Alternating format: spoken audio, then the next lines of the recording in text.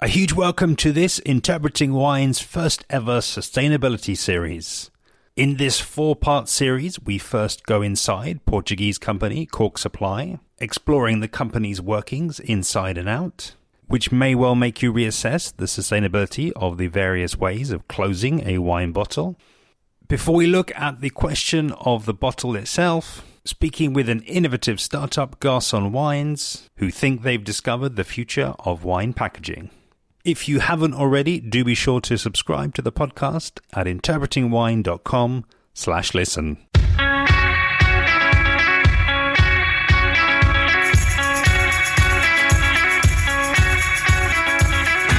Today's episode of the Sustainability Series features Cork Supply R&D Director Cristina Lopes. Having heard in the previous 2 episodes the importance that Cork Supply places on research and development, it's in this episode that we take a deep dive into their research areas. We hear about the closed environmental loop with cork production, put the problem of TCA into its context, before a walk around of the Cork Supply testing facility, with a Q&A looking at human factors.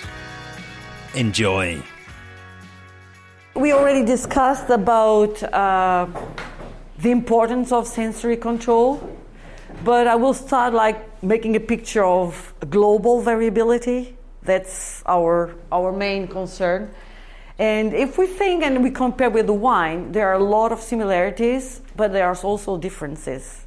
And one of them is similarity. We think of viticulture, we are doing our harvest, we take a bunch of grapes, look at them, and, well, they may be all white because they're all from Sauvignon Blanc, but some of them are big, some of them are small, some of them are greener, some of them are whiter, some of them are yellow. And at the end, the advantage is that you get a homogeneous juice or must, and you'll have everything vinified at the same time. So you have a bulk wine with the same characteristic, right?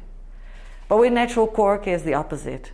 You start with a piece of a skin of the tree, and you get pieces of the corkwood, and except if we granule everything, every piece will be different from the other one.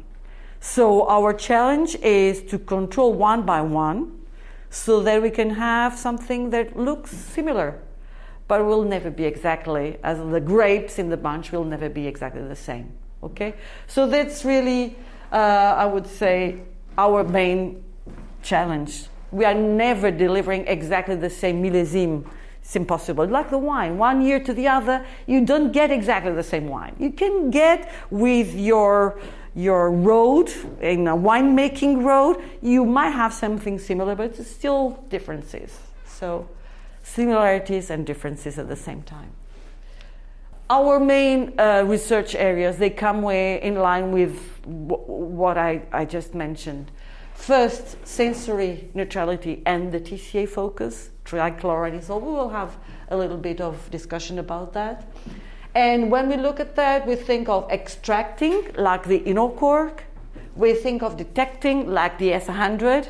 And we think of prevention, like, as we're going to see in the production, or as you saw yesterday, controlling the boiling, controlling the time after the boiling, controlling how the sorting is done, and all that. So that's a lot of prevention. And even the sampling in the forest, right? So sampling in the forest, right.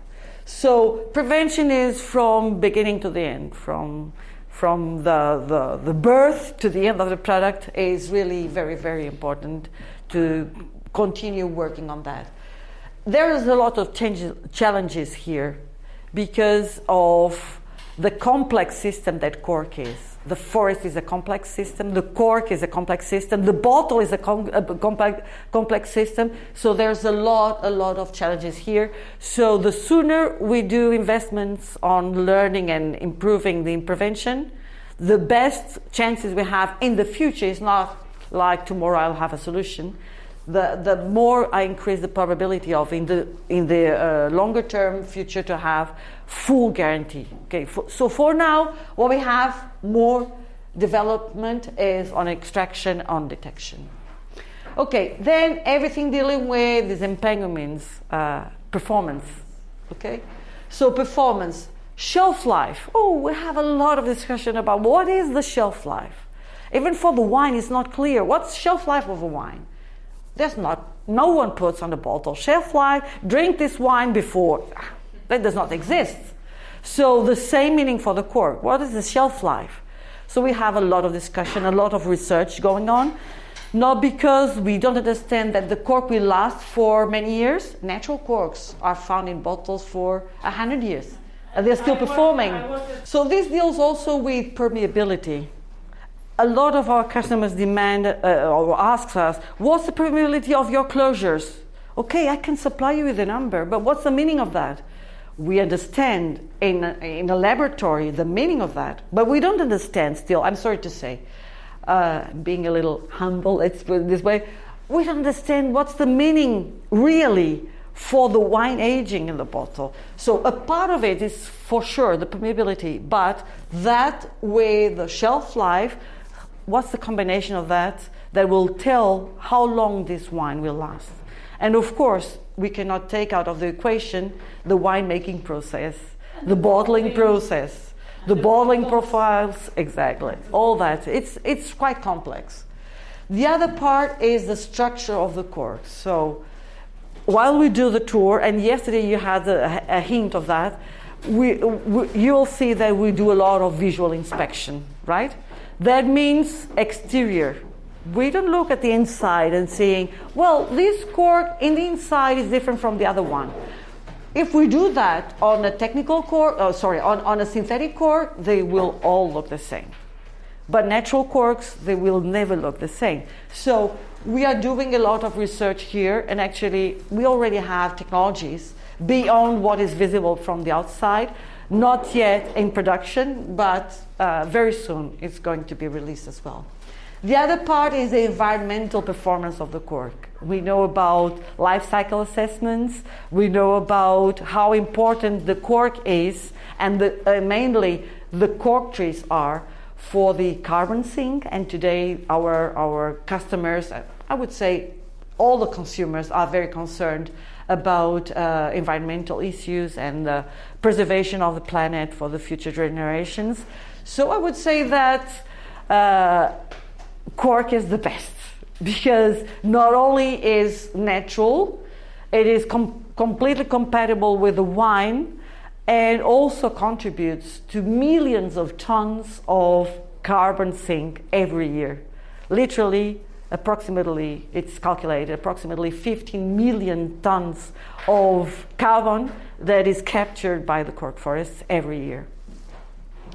So then something that we care about, obviously, is new products. So Isabel mentioned we were, for many years, natural cork experts. We are still. And then we started manufacturing technical corks. We already knew about technical corks, but not as manufacturing them.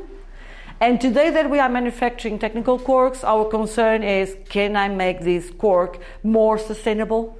Can I use different processes for manufacturing the same corks, but with different features? For instance, can I change the adhesion type or the machinery to produce new closures?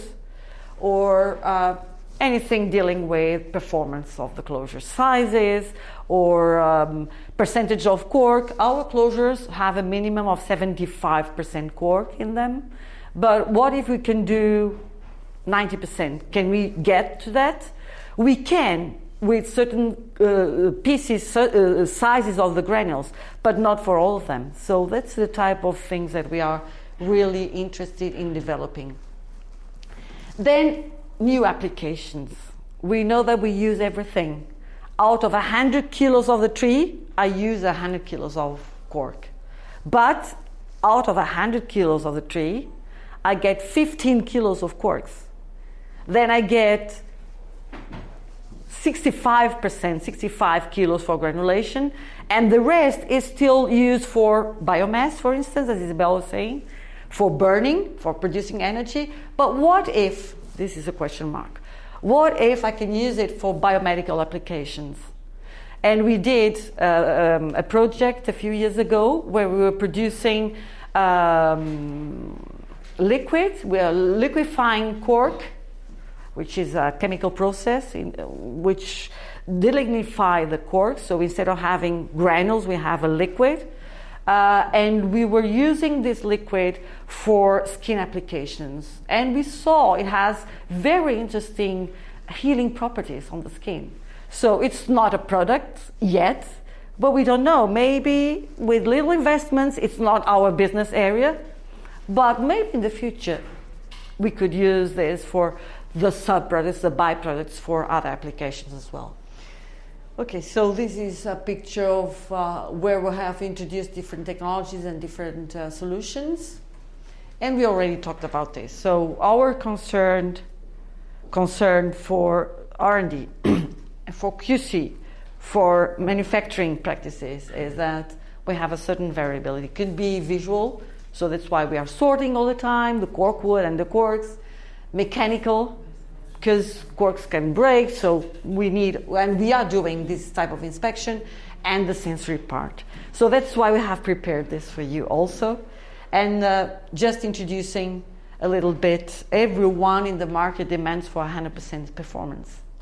Until today, what we are doing, and we are still doing, is we can produce great lots as an industry. But if we think of a consumer looks at one bottle, doesn't look at 100,000, right? So at the end, one lot is one cork. That's why we had to change our chip in our mind. One lot is one cork. So what can we do for that? For now is 100% performance because we inspect 100%. But the prevention will, in the future, will probably release also 100% guarantee. Not yet, right? So develop technology to reduce functional variability. And coming back to the sensory, I would like also to emphasize this. It's obvious that cork is not completely neutral. It's wood. It's material, a woody material, right? It's composed of difference. What's the difference with wood, other wood? Well, wood typically has lignin and cellulose and then other things. And cork has suberin, 50% is suberin, and then has lignin and cellulose and tannins and some salt, okay? So it will smell, obviously it will smell, right? It will have some type of sensory character.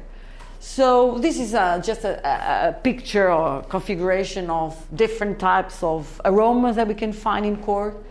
And we label, of course, the undesirable one, TCA, trichloroanisole.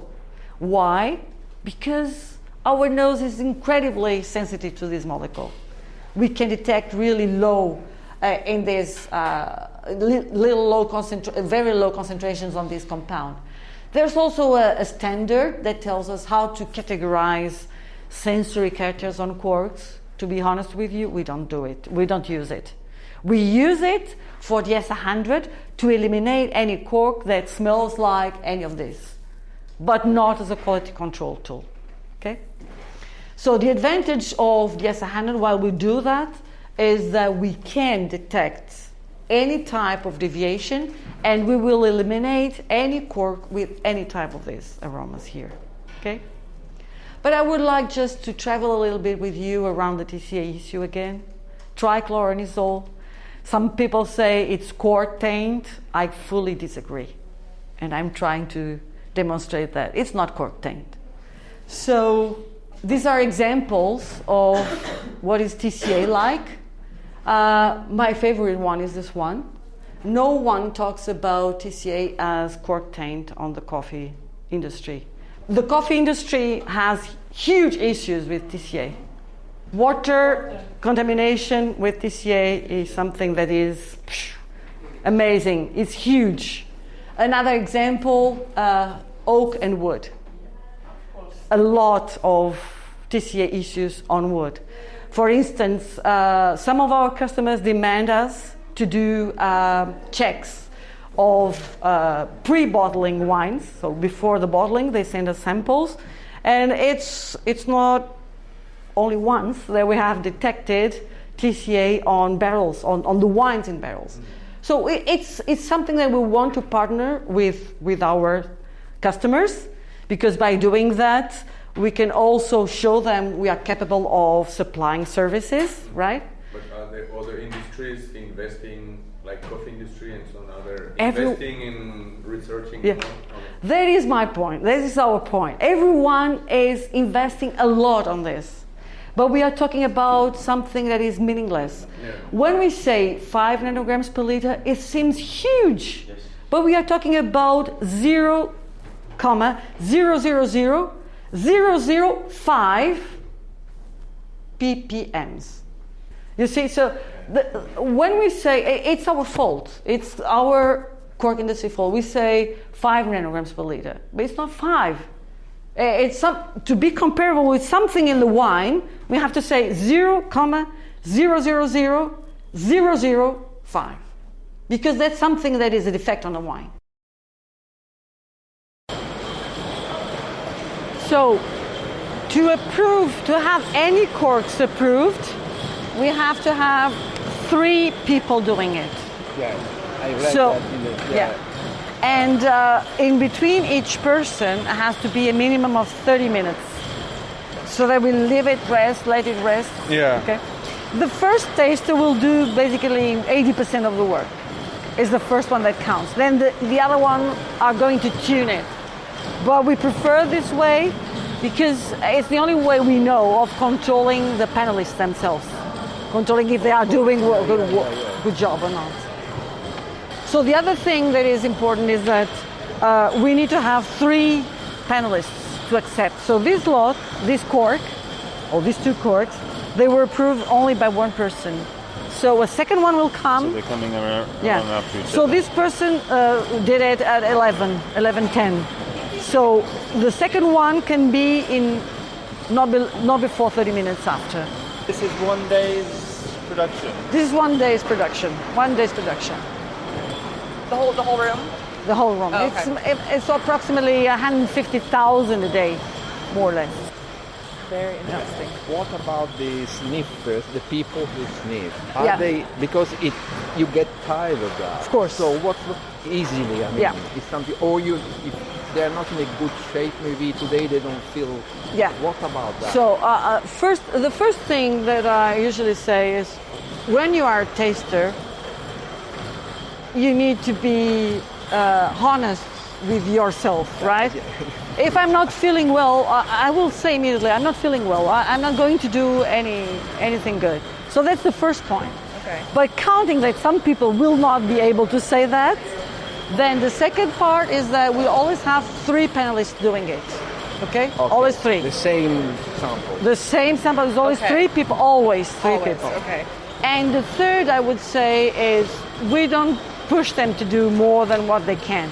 If they want to stop anytime during the day, they are allowed to stop anytime. Some of them come 6 a.m. because they prefer to do it 6 a.m. Right. I see. Okay. You see, so it's really, in my point of view, is letting people feel good, feel comfortable, feel not pushed to do it. Right? But of course, there could be potentially issues or But as you said, statistically, if you have 3 people tasting the same thing, you reduce. it's also, So small. yes. But, But we know there's a certain failure rate. okay. We know it's not like 100% safe. It is in the numbers that we just mentioned. Like we got back 60 bottles or around that, out of 30 million in the market, which means really very little. Yeah, I love that. It's great. Yeah, but I can send you then the real statistics on that, Oh, okay. That'd be great. Yeah. Awesome. updated. I have a question for you. Of course. So does it surprise you that you have customers that still want the human when you have the machines? Because, machines are very accurate. Yeah. Yeah. It doesn't surprise me for several reasons. One of the reasons is that it's so much easier to speak with the winemakers if we think of their senses, if we talk about their senses, it's much easier. Then the advantage of this is that we are not only looking for TCA, we are looking for, you saw these groups of off flavors, of potential off flavors. So many winemakers do appreciate that fact also, that we are not only looking at TCA. TCA is an issue, that's true. But a lot of them say TCA is no longer a problem as it used to be. What I'm concerned about is some variations. So with this, we can tackle that issue as well. And is it hard to train people, or are people born knowing how to do this, or? Yes and no. Well, first, how do we train them? We don't really train them. We are always open for people to come and try. So we give them a try for a month. And we pay for the month of work. But they are not working by themselves. A group of 3 other people are like coaching them, looking at what they are doing, and you see, this is what you missed, this is what you missed. So after this month, we make a statistics of their performance. So if their performance is meeting at least 90% TCA checks, it's good. And a minimum of 80% of other flavors, it's good. If it's below, I'm sorry. You're very good. It was very good to have you here, but you'll not. So we are not really training people. We are checking if they are capable of meeting the goals. When they are on holidays, can they immediately work again? Or do they need like 1 or 2 days to get back into it? Oh, that's a good question. Never check that. I never check that. Because people sampling perfumes, usually when they go back after holidays, they need like 1 or 2 days to get the nose back. We never did that. It's a very good point, very interesting. Makes sense. But what I find myself is when I start the first 2 lots in the day, I don't feel like doing anything really good. Then after that, I would say first half an hour, then things seem to run better. So maybe it's my answer to your question, but I never thought about the holidays. This is just so interesting. I mean, what's crazy is that, I've been in the wine industry a long time, and you never think that this job exists. Yeah, you know? but it does. But it does. Yeah, and the other thing that a lot of people ask, well, could you automate this? Yeah, but it's not the same. Right. You can automate a part of it, for sure. Yeah. But it's also very important that we have the feeling of doing it, and it's absolutely. Carrying cork by cork, basically. Yeah, well, and I still argue that, I know, we've got the GCs and the automatic sniffers and all this stuff, but I'm sorry that we still have not identified 100% of the aromatic compounds in wine, in cork, in oak, so boom, you gotta have a person, and it's detecting that difference. It's not just that, this is TCA or this is a guaiacol, it's just off somehow. Yeah, and I love that. That's great. And sometimes with wines, we're the same way, where it's just like, I don't know what it is, but it's off. It's different. Yeah, That's it. Thank you so much, Anna Cristina. An absolute pleasure to hear directly from you about the research and development that Cork Supply is continually investing in. And I think that yet again, this brings to light the area of wine which many of us take for granted, and just shows how much is going on within that cork. Do, of course, check below for Cork Supply's website and main social media handles. While you're at it, do be sure to head to interpretingwine.com/listen to subscribe to the podcast and be alerted when new episodes go live. And don't forget to follow on social media, where I'm at Interpreting Wine on Instagram and Facebook, at Wine Podcast on Twitter, and email hello@interpretingwine.com. In the next episode of the podcast, which is the 4th and final part of this sustainability series, I sit down with Santiago Navarro, CEO and co-founder of wine bottle innovator Garçon Wines. See you then.